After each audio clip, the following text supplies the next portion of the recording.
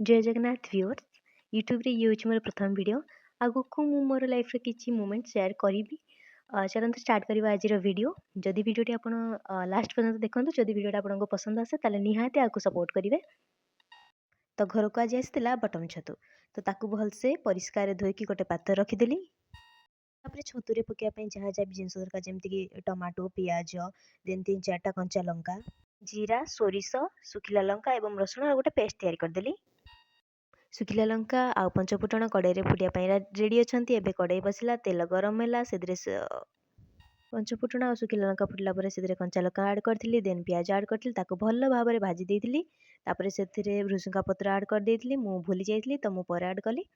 से टमाटो आड करी भल से भाजी देती सेटा हो सारापर मुझे जो पेस्ट तैयारी करी से पेस्टा से आड करदेली पेस्ट को भल भाव में आड करके पानी देती सहित लुण स्वाद अनुसार आप देवे एंड हलदी देन सेटा हो सारापर आलू को